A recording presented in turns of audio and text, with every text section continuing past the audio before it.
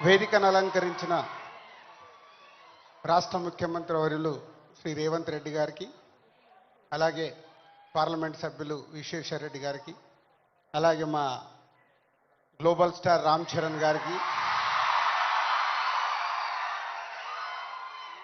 మన విజయ్ దేవరకొండ గారికి, అలాగే డీజీపీ జితేంద్ర గారికి అండ్ డిపార్ట్మెంట్ అండ్ పెద్దలందరికీ, మంత్రివర్యులు గారికి, అందరికీ మీ అందరికీ good evening. CM Revanth Reddy గారితో ఒకరోజు నేను ఫ్లైట్లో వైజాగ్ నుంచి హైదరాబాద్ జర్నీ చేస్తున్నాను.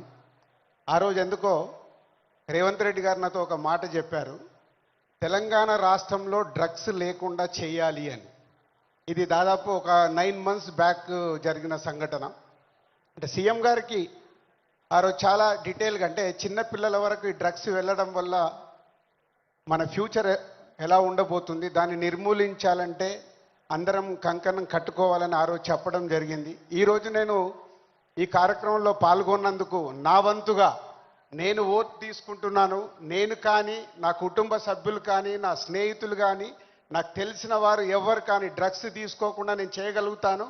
అలాగే నాలాగే మీరు అందరు ఓట్ తీసుకుంటే ప్రతి కుటుంబంలో, మన తెలంగాణ రాష్ట్రం మొత్తం డ్రగ్స్ లేకుండా చేయగలుగుతాం. రెడీయా మీరు?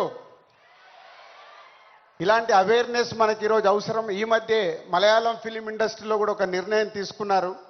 ఆ ఇండస్ట్రీలో ఎవరన్నా డ్రగ్స్ తీసుకున్నట్టు తెలిస్తే ఆ సినిమా ఇండస్ట్రీ, మలయాళం ఇండస్ట్రీ నుంచి బహిష్కరిస్తామని, అలాగే తెలంగాణ ఎఫ్డీసీ నుంచి తెలుగు చలనచిత్రం కూడా నేను కోరుకునేది ఒకటే, అలాంటి ఫిలిం ఇండస్ట్రీలో ఎలాంటిదైనా జరిగిందని తెలిస్తే వాళ్ళని నిర్మూలించినప్పుడు, వాళ్ళని నిషేధించినప్పుడు సొసైటీకి, సినిమా ఇండస్ట్రీ నుంచి కూడా ఒక మెసేజ్ వెళ్తుంది.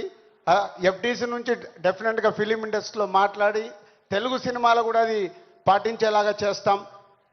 సో ఇది మన కర్తవ్యం. మన అందరం ఓట్ తీసుకొని చేయగలిగినప్పుడు సీఎం గారు కోరుకుంటున్నట్టుగా, డిపార్ట్మెంట్ కోరుకుంటున్నట్టుగా ముందు మన రాష్ట్రాన్ని డ్రగ్స్ లేని రాష్ట్రంగా చేయగలుగుతాం. Thank you.